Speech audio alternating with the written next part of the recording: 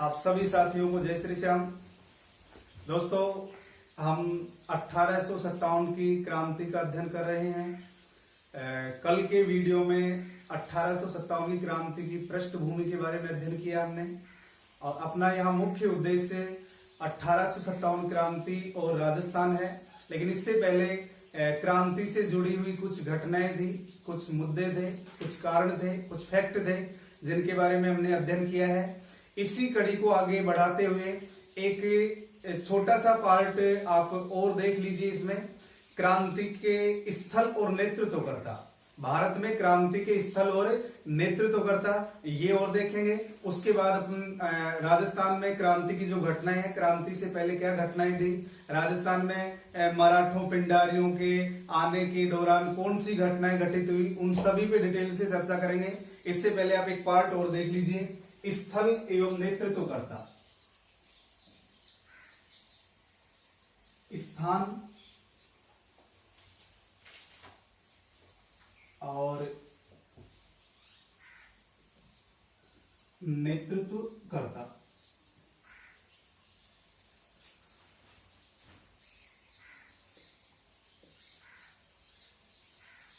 दिल्ली,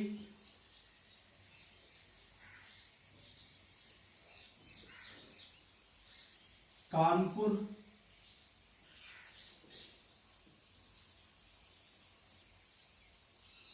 लखनऊ,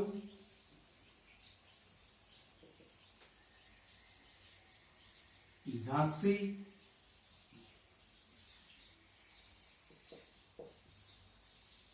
बरेली,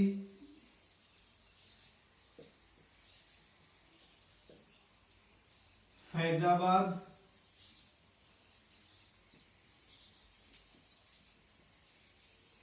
इलाहाबाद,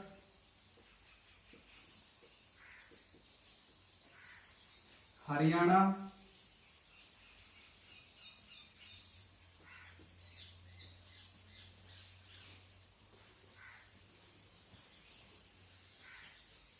जगदीशपुर, बिहार। तो दिल्ली में क्रांति का नेतृत्व करता थे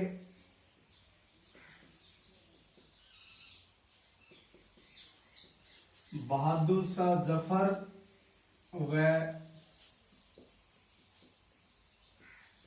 बख्त खान। बहादुर शाह जफर व बख्त खान। कानपुर में नाना साहब व तात्या टोपे। लखनऊ में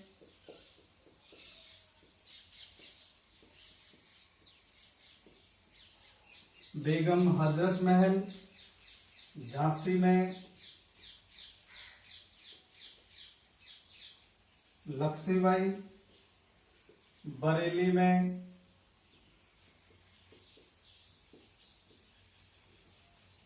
खान बहादुर खान।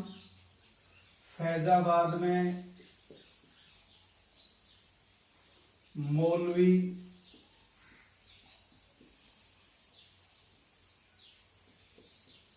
अहमदुल्ला खान।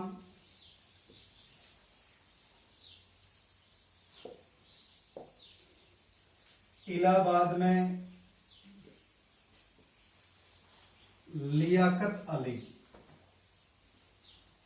हरियाणा में राव तुलाराम।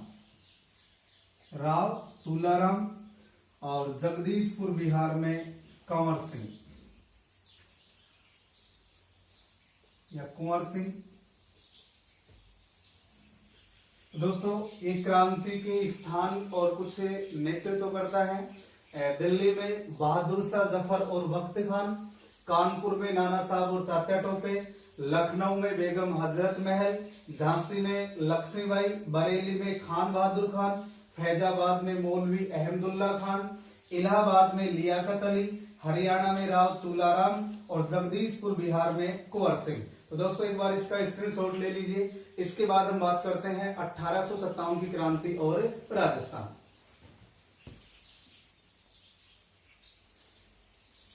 इसके बाद देखिए दोस्तों 1857 की क्रांति और राजस्थान।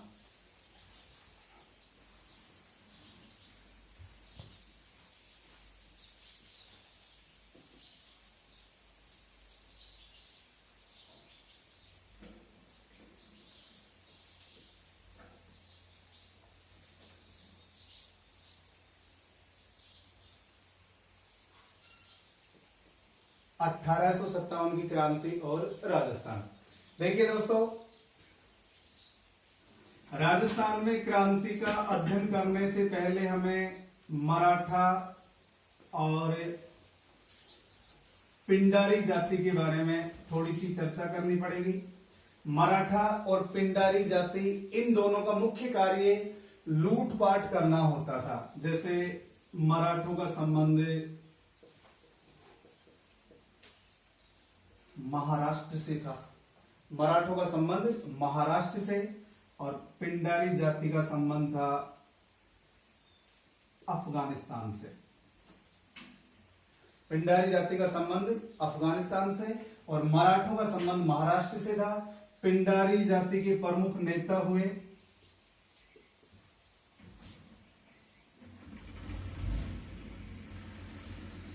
अमीर खां पिंडारी,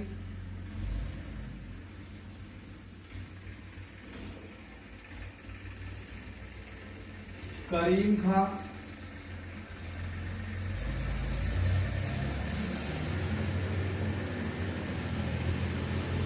और चित्तू पांडे। पिंडारियों के कुछ नेता हुए अमीर खां पिंडारी, करीम खां और चित्तू पांडे।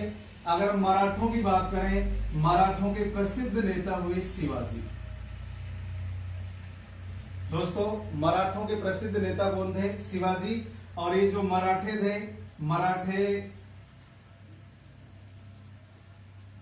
छापामार अथवा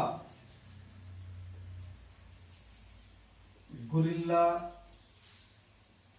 युद्ध पद्धति में निपुण थे। मराठे छापामार अथवा गुरिल्ला अर्थात छिप करके आक्रमण करना, जाती हुई सेना को लूट लेना, रसद सामग्री को लूट लेना, गुरिल्ला या छापामार युद्ध पद्धति कहलाती है। इस पद्धति के तहत मराठों ने मुगलों को निरंतर परेशान किया था। क्योंकि जैसे हम शिवाजी की बात करें, शिवाजी के समकालीन एक मुगल शासक हुआ करते थे औरंगजेब। शिवाजी के समकालीन मुगल शासक थे औरंगजेब। औरंगजेब और शिवाजी का निरंतर संघर्ष चलता रहा। 1680 में शिवाजी की मृत्यु के बाद संभाजी शासक बने, उसके बाद राजा राम, उसके बाद ताराबाई।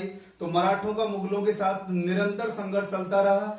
ये शिवाजी अपने आप को सिसोदिया वंश से संबंधित मानते थे। तो दोस्तों, आपको 2 लाइनें और याद करनी है। नोट नंबर 1, शिवाजी स्वयं को सिसोदिया राजवंश से संबंधित बताते थे। शिवाजी अपने आप को सिसोदिया, जो मेवाड़ का राजवंश है, उससे संबंधित बताते थे। और नंबर 2,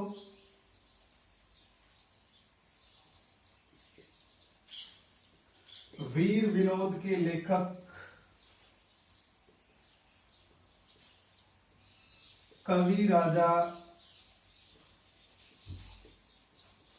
श्यामल दास, वीर विनोद की रचना कवि राजा श्यामल दास के द्वारा की गई। वीर विनोद के लेखक कवि राजा श्यामल दास ने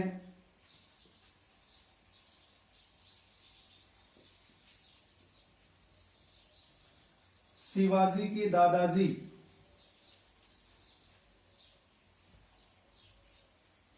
मालूजी, शिवाजी के दादाजी का नाम था मालूजी, का संबंध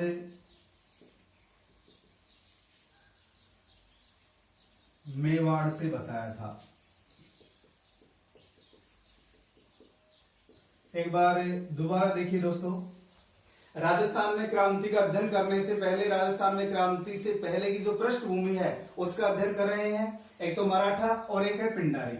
मराठा और पिंडारी, इन दोनों का मुख्य कार्य होता था लूटपाट करना।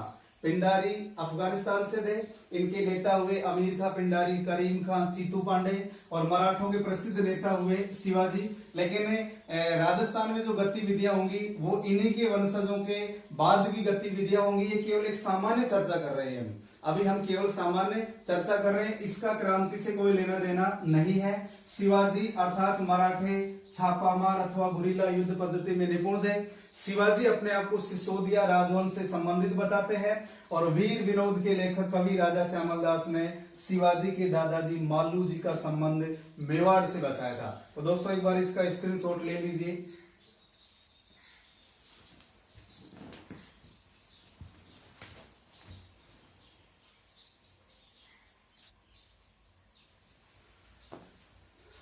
देखिए दोस्तों, शिवाजी और औरंगजेब का निरंतर संघर्ष चलता रहा। इससे पहले हम 1615 की प्रथम मुगल मेवाड़ संधि से संबंधित कुछ बातों पर चर्चा करेंगे।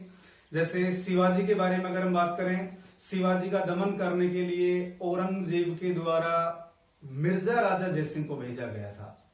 मिर्जा राजा जयसिंह जो आमेर के शासक थे, और मिर्जा राजा जयसिंह के प्रयासों से शिवाजी और औरंगजेब के मध्य जून 1665 में पुरंदर की संधि होती है, और इस पुरंदर की संधि के तहत शिवाजी मुगल अधीनता स्वीकार कर लेते हैं। 35 में से 23 के लिए मुगलों को सौंप देते हैं। तो शिवाजी और औरंगजेब का निरंतर संघर्ष जारी रहा। 1615 में प्रथम मुगल मेवाड़ संधि हुई। अब हमारा जो चैप्टर होगा वो चैप्टर होगा मराठों का राजस्थान में प्रवेश। तो अगला एक बिंदु लिखते हैं अपन, मराठों का राजस्थान में प्रवेश। हमें डायरेक्ट ये नहीं लिखना है कि उनका प्रवेश बूंदे से हुआ, उनकी जो गतिविधियां हैं एक बार आप पीछे चलिए, पृष्ठभूमि देखिए, उसके बाद हम बात करेंगे राजस्थान में इनकी गतिविधियां क्या थी, बूंदे में प्रवेश क्यों हुआ, इनके प्रभाव को रोकने के लिए कौन कौन सी योजनाएं बनाई गई, कौन सा सम्मेलन बुलाया गया, वो गतिविधियां आगे देखेंगे। इससे पहले हम एक बिंदु नोट करते हैं।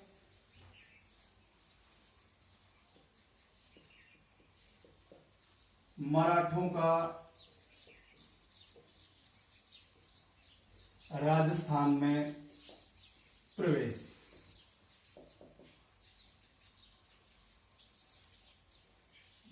देखिए दोस्तों, हमें केवल ये नहीं पढ़ना है कि इनका प्रवेश बूंदी से हुआ।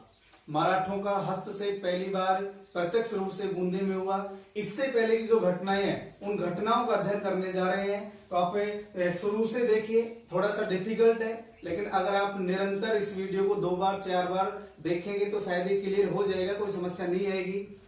आपको याद हो, प्रथम मुगल मेवाड़ संधि 1615। दोस्तों, प्रथम मुगल मेवाड़ संधि 1615, और आपको याद होगा ये संधि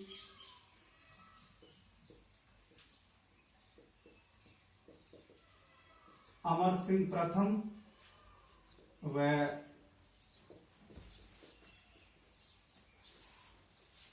जहांगीर के मध्य हुई थी। प्रथम मुगल मेवाड़ संधि। दोस्तों, समझने का प्रयास कीजिए, आप समझने की कोशिश कीजिए, क्योंकि कई विद्यार्थी सोचेंगे कि हम 1857 क्रांति का अध्ययन कर रहे हैं और यहाँ कहाँ प्रथम मुगल मेवाड़ संधि आ गई। अपन एक पृष्ठभूमि तैयार कर रहे हैं, आप समझने का प्रयास कीजिए इसे।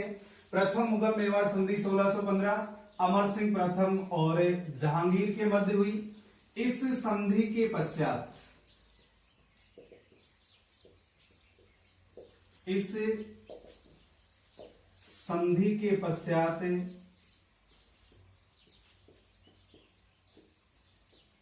राजपूत राज्यों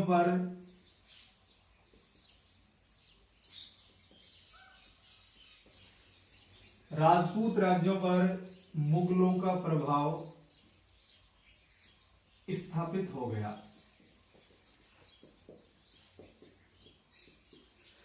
प्रथम मुगल मेवाड़ संधि 1615, अमर सिंह प्रथम जो मेवाड़ के शासक थे और उस समय मुगल शासक थे जहांगीर, इन दोनों के मध्य संधि हुई। इस संधि के पश्चात राजपूत राज्यों पर मुगलों का प्रभाव स्थापित हो गया। इसके पश्चात देखिए 1707 ईस्वी तक 1707 ईस्वी तक, अर्थात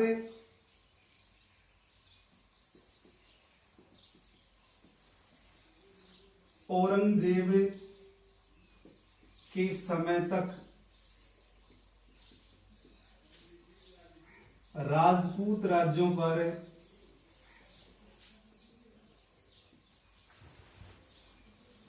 मुगलों का नियंत्रण बना रहा। 1707 तक जितने भी राजपूत रियासतें थी उनके ऊपर मुगलों का नियंत्रण बना रहा। 1707 ईस्वी को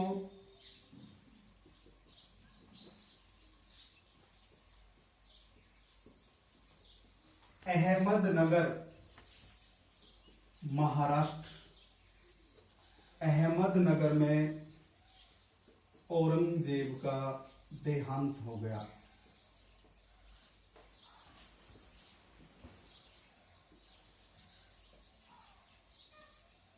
दोस्तों 1707 ईस्वी को अहमदनगर महाराष्ट्र में औरंगजेब का देहांत हो गया। इस प्रकार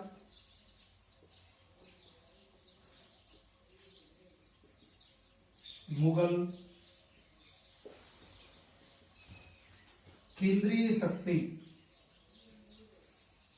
कमजोर पड़ गई।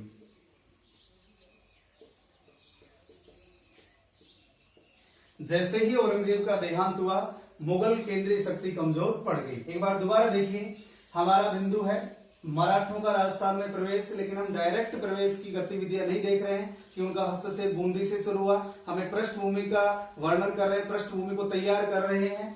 प्रथम मुगल मेवाड़ संधि हुई 1615 में जहांगीर और अमर सिंह प्रथम के मध्य। इस संधि के पश्चात राजपूत राज्यों पर मुगलों का प्रभाव स्थापित हो गया।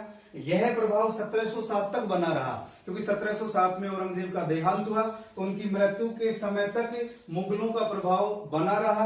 अब जैसे ही 1707 को अहमदनगर महाराष्ट्र में औरंगजेब का देहांत हुआ, मुगल केंद्रीय शक्ति कमजोर पड़ गई और राजपूत राज्य आपस में झगड़ने लगे। राजपूत राज्य आपस में झगड़ने लगे और इसका फायदा मराठों के द्वारा उठाया गया, क्योंकि मराठे 1707 के बाद उत्तर भारत में अधिकार करने के लिए या उत्तर भारत में अपना प्रभाव स्थापित करने के लिए तैयार हो गए और उन्होंने गुजरात एवं मालवा के क्षेत्रों पर अधिकार कर लिया।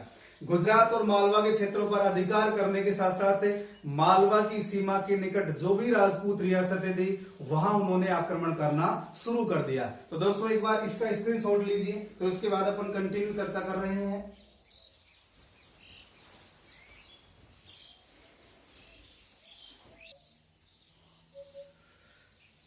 इसके बाद देखिए दोस्तों, 1707 में औरंगजेब का देहांत हो गया, मुगल केंद्रीय शक्ति कमजोर पड़ गई और इसके पश्चात राजपूत राज्य आपस में झगड़ने लगे।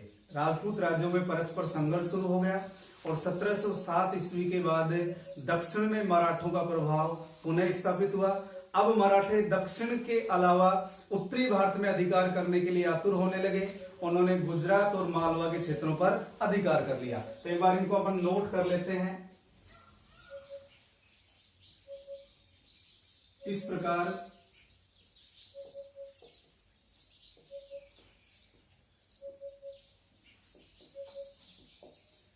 राजपूत राज्यों में पारस्परिक झगड़े शुरू हो गए।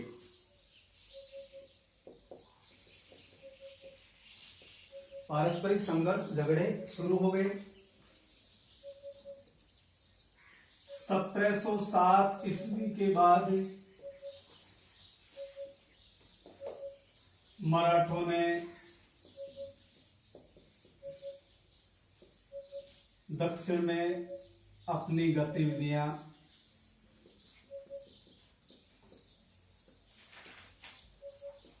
पुनः शुरू की।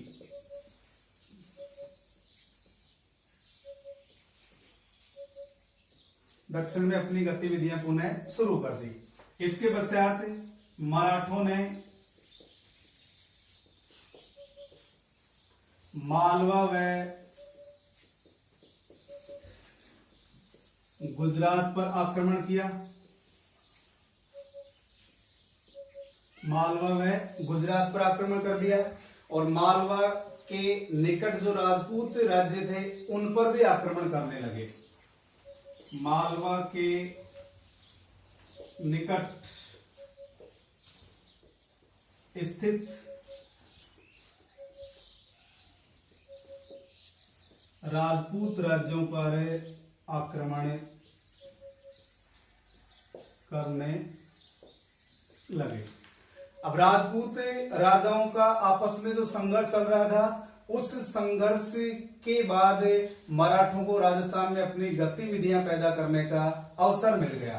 तो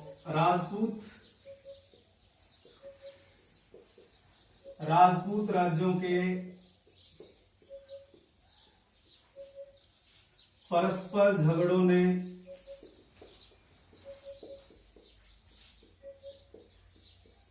मराठों को एक अवसर प्रदान कर दिया।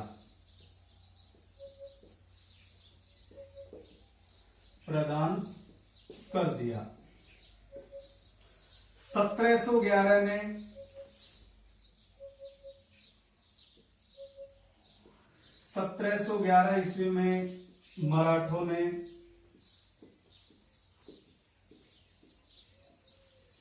मेवाड़ के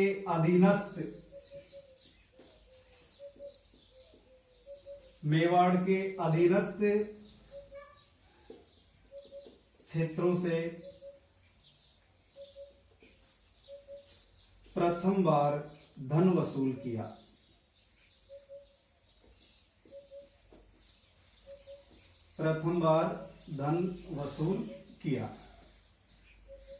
इसी प्रकार जब मेवाड़ के अधीन जो क्षेत्र थे उनसे कर वसूल किया गया, इस समय मेवाड़ के शासक थे संग्राम सिंह। तो दोस्तों, मेवाड़ के शासक संग्राम सिंह ने सवाई जयसिंह को इस बारे में बताया कि मराठों का मेवाड़ क्षेत्र के आसपास आक्रमण की गतिविधियां शुरू हो चुकी हैं, मराठों ने यहाँ आक्रमण करना शुरू कर दिया है, तो आप और हम मिलकर के मराठों के विरुद्ध कोई योजना बनाएं। इस समय सवाई जयसिंह मालवा का सूबेदार था। दोस्तों समझिए आप इस चीज को, यानी मराठों ने मेवाड़ के अधीनस्थ क्षेत्रों से 1711 में पहली बार धन वसूल किया। तो इस समय मेवाड़ के शासक थे संग्राम सिंह सेकंड।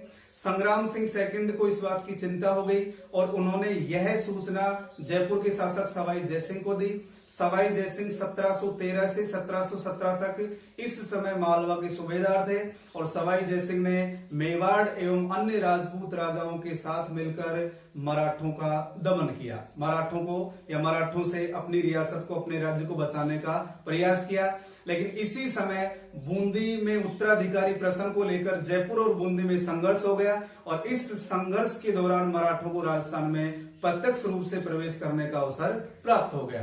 तो इसके बाद देखिए दोस्तों, इस समय यानी 1711 में मराठों ने मेवाड़ के अधीनस्थ क्षेत्रों में प्रथम बार धन वसूल किया और इस समय संग्राम सिंह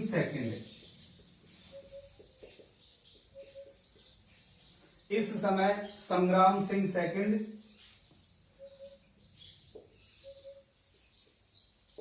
मेवाड़ के शासक थे और संग्राम सिंह ने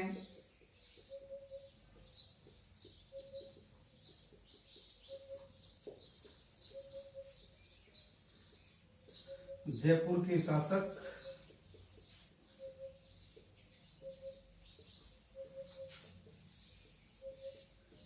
सवाई जयसिंह को इस बारे में अवगत करवाया।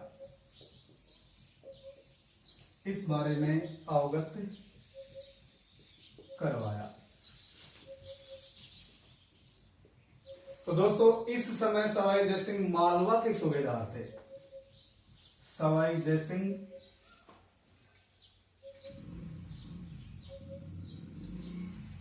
इस समय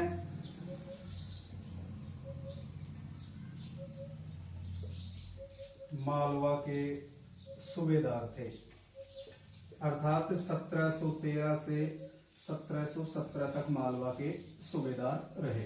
तो दोस्तों ये आपको क्लियर हो गया होगा। अगर आपको एक बार वीडियो देखने से क्लियर नहीं होता है तो आप इसे 2 बार 3 बार देखिए, ये क्लियर हो जाएगा। एक बार इसका स्क्रीनशॉट ले लीजिए, फिर उसके बाद अपन चर्चा करते हैं।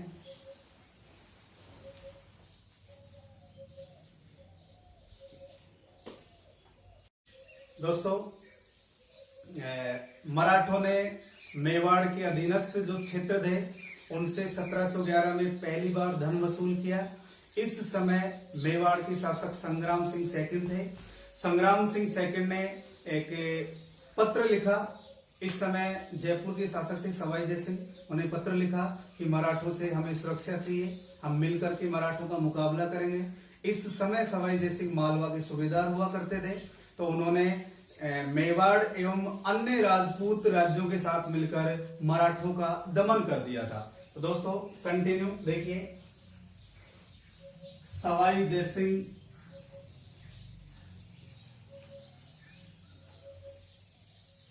ने मेवाड़ व अन्य राजपूत राज्यों के साथ मिलकर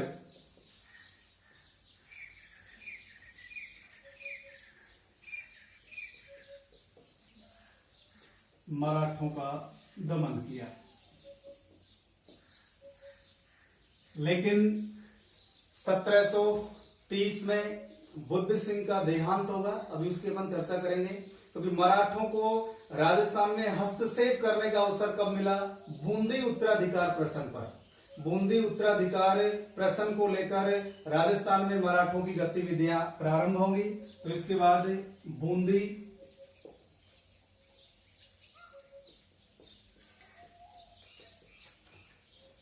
उत्तराधिकार प्रश्न पर मराठों को राजस्थान में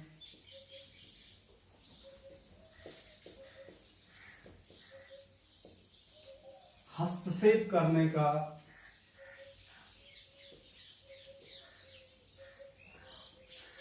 सुअवसर प्राप्त हो गया।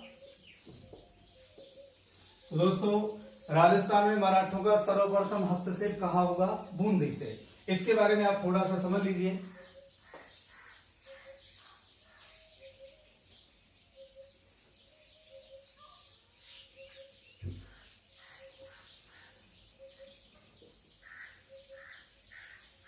बूंदी का शासक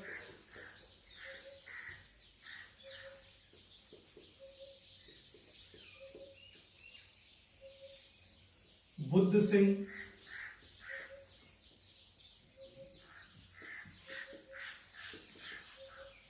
सवाई जय सिंह का बहनोई था। बूंदी का एक शासक है बुद्ध सिंह और ये जयपुर के शासक सवाई जय सिंह का बहनोई था।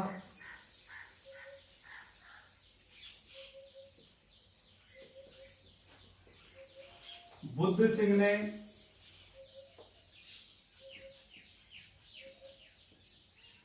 अपनी पत्नी कछवाही रानी, जिसका नाम था अमर कंवर, बुद्ध सिंह जो बूंदी के शासक हैं, इन्होंने अपनी पत्नी कछवाही रानी अमर कंवर पर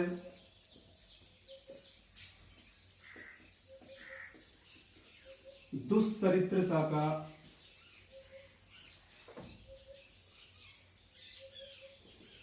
कलंक लगाया। बुद्ध सिंह ने अपनी पत्नी कछवाही रानी अमर कंवर पर दुष्चरित्रता का कलंक लगाया। एक कछवाही रानी सवाई जय सिंह की बहन थी। अमर कंवर किसकी बहन थी? सवाई जय सिंह की। 1730 ईस्वी में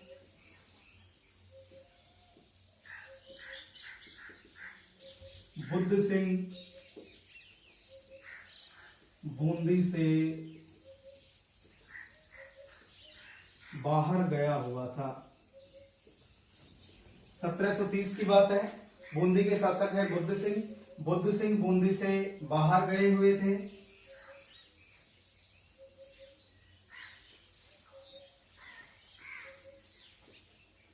सवाई जयसिंह ने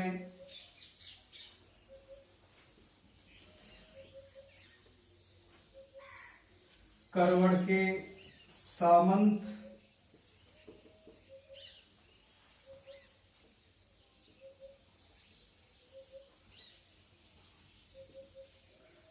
सालिम सिंह हाड़ा के दूसरे पुत्र, सालिम सिंह हाड़ा के दूसरे पुत्र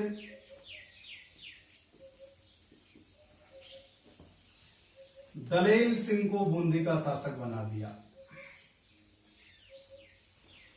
दलेल सिंह को बूंदी का शासक बना दिया।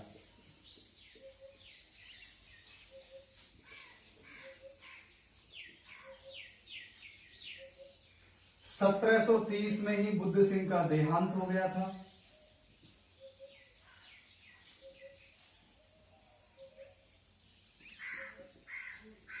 बुद्ध सिंह का देहांत हो गया था।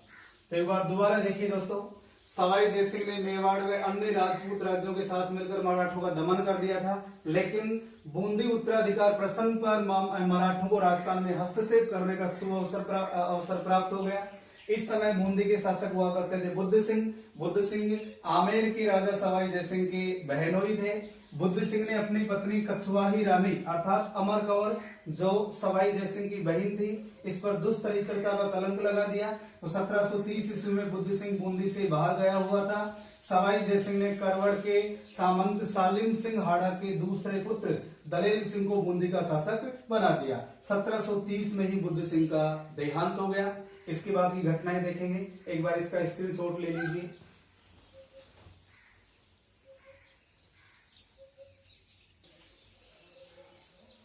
देखिए दोस्तों, 1730 में बुद्ध सिंह बूंदी से बाहर गए हुए थे और सवाई जयसिंह ने बूंदी पर आक्रमण किया और उन्होंने करवड़ के सामंत सालिम सिंह हाड़ा के दूसरे पुत्र दलेल सिंह को बूंदी का शासक बना दिया। 1730 में ही बुद्ध सिंह का देहांत हो गया। 1732 में सवाई जयसिंह ने अपनी पुत्री कृष्णा देवी का विवाह दलेल सिंह के साथ कर दिया। अब इस मुद्दे को लेकर जब दलेल सिंह को बूंदी का शासक बनाया तो अमर कंवर ने अपने भाई सवाई जयसिंह का विरोध कर दिया और अमर कंवर ने दलेल सिंह के बड़े भाई प्रताप सिंह को मराठों के पास सहायता के लिए भेज दिया। 1734 में राणोजी सिंधिया और मल्हार राव होलकर ने मिलकर बूंदी पर आक्रमण किया।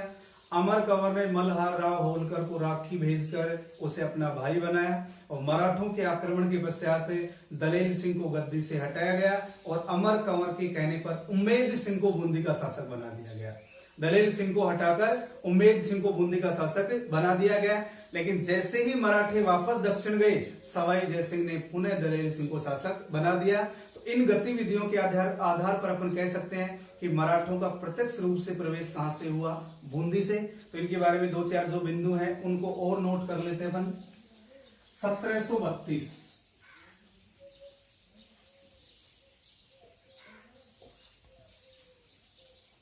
सवाई जयसिंह ने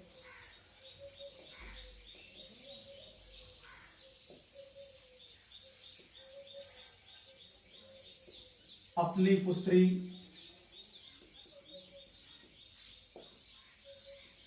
कृष्णा देवी का विवाह दलेल सिंह के साथ कर दिया।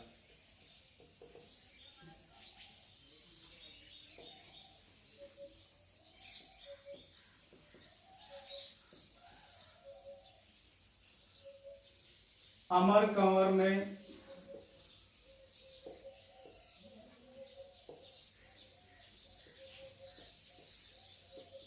अपने भाई की इस नीति का विरोध किया।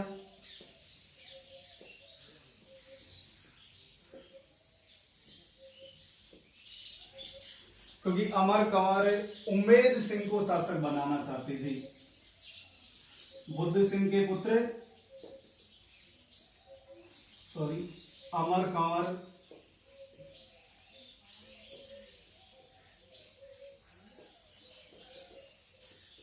बुद्ध सिंह के पुत्र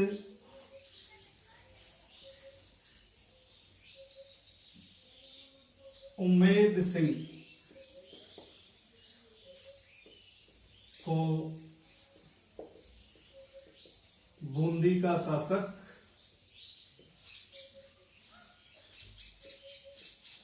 बनाना चाहती थी। अब अमर कंवर ने दलेल सिंह का बड़ा भाई था प्रताप सिंह, दलेल सिंह का बड़ा भाई प्रताप सिंह इसे सहायता के लिए मराठों के पास भेज दिया। अमर कंवर ने दलेल सिंह के बड़े भाई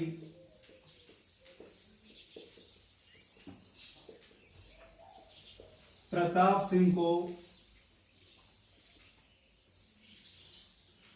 सहायता प्राप्ति हेतु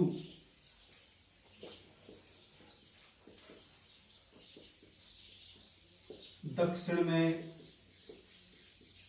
मराठों के पास भेजा। दक्षिण में मराठों के पास भेजा। अमर कंवर ने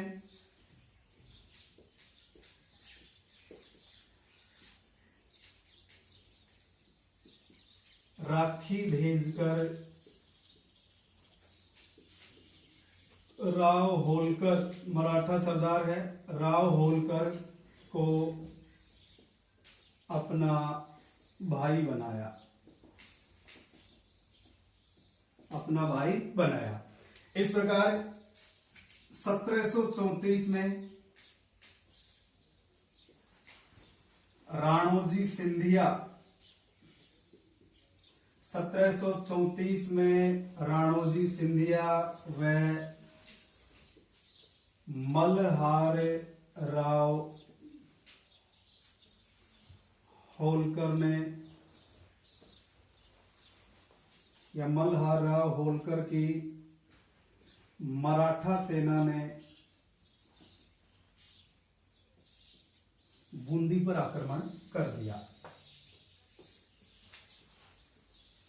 बूंदी पर आक्रमण कर दिया।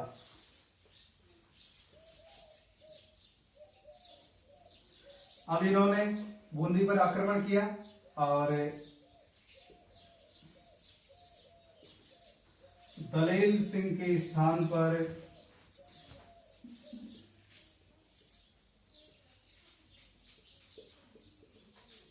उम्मेद सिंह को बूंदी का शासक बना दिया।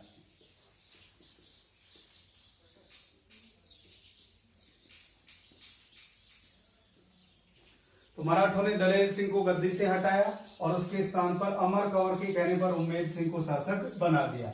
लेकिन मराठों के जाने के बाद, मराठों के वापस जाने के बाद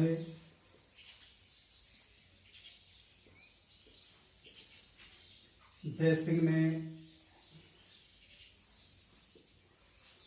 दलेल सिंह को पुनः शासक बना दिया।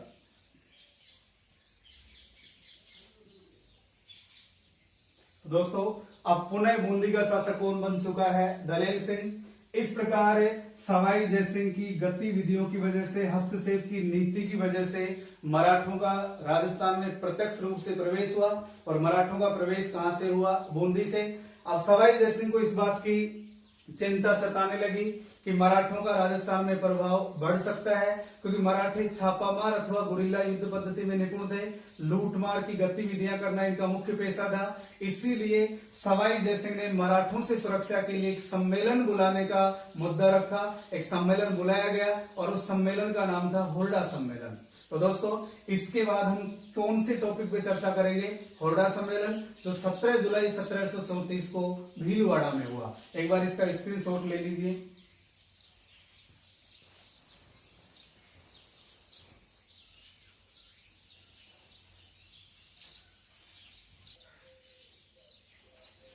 इसके बाद देखिए दोस्तों, अब मराठों की गतिविधियां राजस्थान में प्रारंभ हो चुकी हैं। इसीलिए सवाई जयसिंह को इस बात की चिंता सताने लगी कि कहीं मराठों का संपूर्ण राजस्थान में अधिकार न हो जाए, संपूर्ण राजस्थान में इनकी लूटपाट की गतिविधियां न हो। इसीलिए सवाई जयसिंह के द्वारा एक सम्मेलन बुलवाया गया, जिस सम्मेलन का नाम है हुरडा सम्मेलन। तो दोस्तों अब हम बात करते हैं हुरडा सम्मेलन की।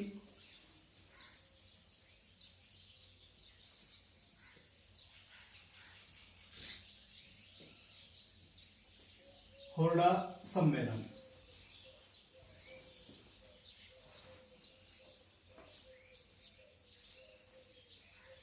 17 जुलाई 1734।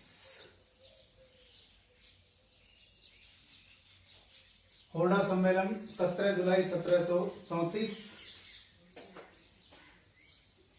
भीलवाड़ा में हुआ।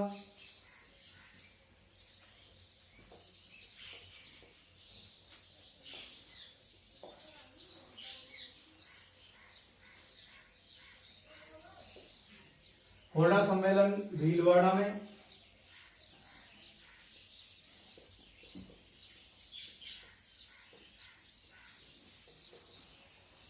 सवाई जयसिंह के प्रयासों से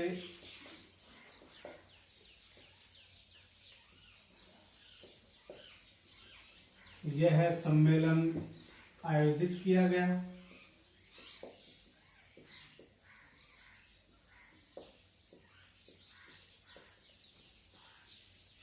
सवाई जयसिंह के प्रयासों से यह सम्मेलन आयोजित किया गया।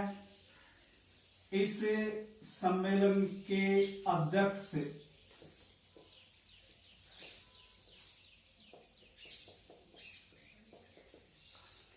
जगत सिंह सेकंड, जिनका संबंध मेवाड़ से है। सम्मेलन की अध्यक्षता किसके द्वारा की गई? जगत सिंह सेकंड के द्वारा, जिसका संबंध मेवाड़ से है। और इस सम्मेलन का उद्देश्य राजस्थान में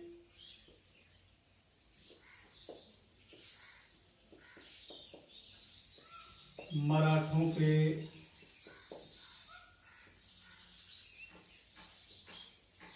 बढ़ते हुए प्रभाव को रोकना।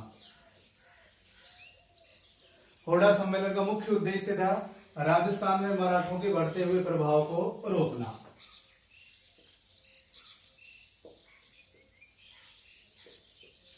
सम्मेलन में भाग लेने वाले शासक, हुरडा सम्मेलन में भाग लेने वाले शासक देखिए कौन कौन से हैं।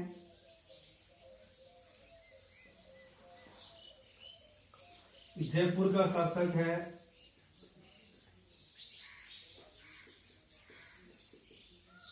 सवाई जयसिंह।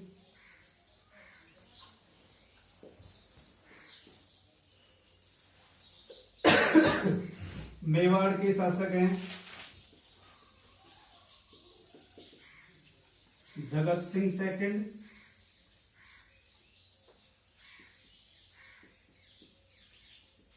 मारवाड़ के शासक अभय सिंह।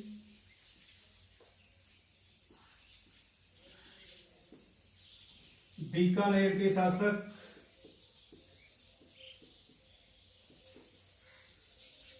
जोरावर सिंह।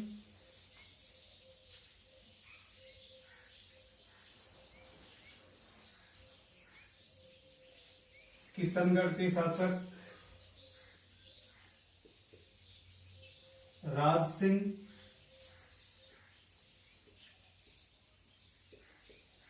नागौर के शासक बख्त सिंह।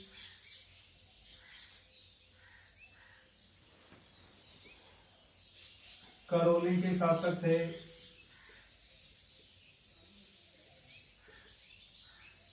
गोपाल सिंह।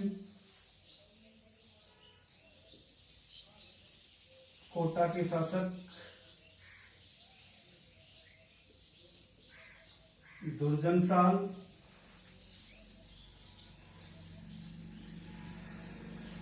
और बूंदी के शासक थे दलेर सिंह। तो दोस्तों होड़ा सम्मेलन 17 जुलाई 1734 को भीलवाड़ा में हुआ।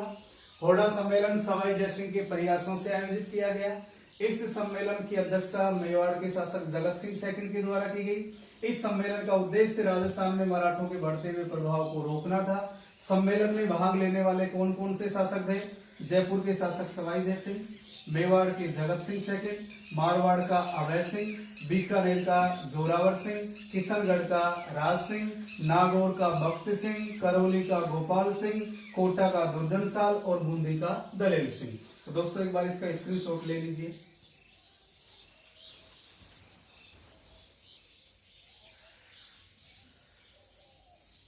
इसके बाद देखिए दोस्तों, तो ये होड़ा सम्मेलन 17 जुलाई 1734 को सवाई जयसिंह के प्रयासों से बुलाया गया। होड़ा सम्मेलन में कौन कौन शासक शामिल हुए उसके बारे में आपने नोट कर लिया होगा, पढ़ लिया होगा।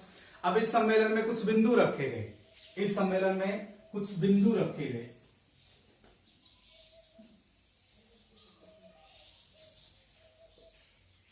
जैसे नंबर 1,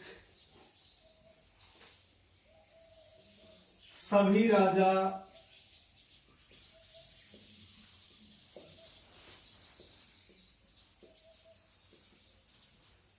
एक दूसरे का सम्मान करेंगे। इसमें एक बिंदु रखा गया कि सभी राजा एक दूसरे का सम्मान करेंगे। संकट की स्थिति में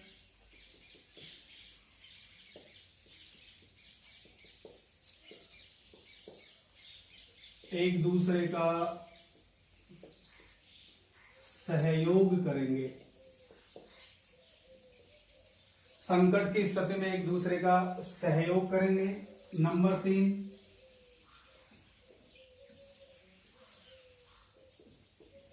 किसी बाहरी शक्ति से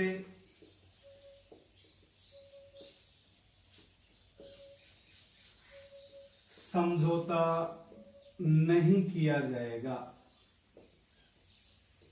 किसी बाहरी शक्ति से किसी प्रकार का कोई समझौता नहीं किया जाएगा। और नंबर 4,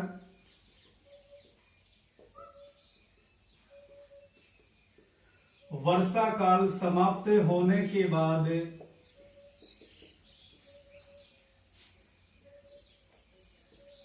सभी राजा सेना सहित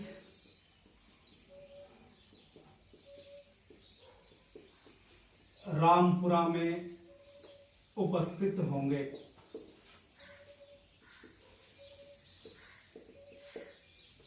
वर्षा काल समाप्त होने के बाद सभी शासक अपनी सेना सहित रामपुरा में उपस्थित होंगे।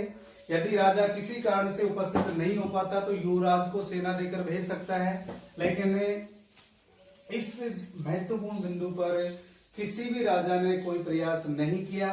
केवल कोटा और जयपुर, कोटा का शासक था दुर्जन साल और जयपुर का शासक था सवाई जयसिंह, इन दोनों ने सेना लेकर आगे बढ़ने का प्रयास किया। अन्य राजाओं ने किसी प्रकार की कोई रुचि नहीं दिखाई। इस प्रकार अपन कह सकते हैं कि ये होड़ा सम्मेलन असफल रहा। तो अपन में लिखेंगे नोट। नंबर 1, कोटा व जयपुर के शासकों ने सेना का गठन किया था। केवल इन दोनों ने सेना का गठन किया, अन्य राजाओं ने किसी प्रकार की सेना का गठन नहीं किया। नंबर 2,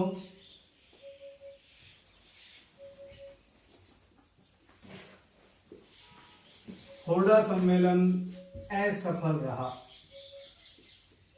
होड़ा सम्मेलन असफल रहा। नंबर 3, मराठों ने बीकानेर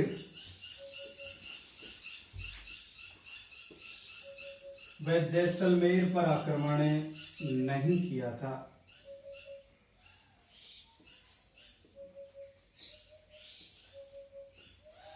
मराठों ने बीकानेर और जैसलमेर पर आक्रमण नहीं किया। और नंबर 4, मराठों से सुरक्षा प्राप्त करने के लिए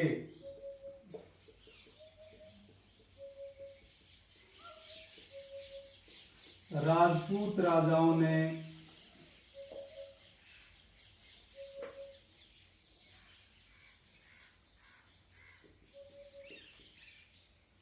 अंग्रेजों की शरण ली।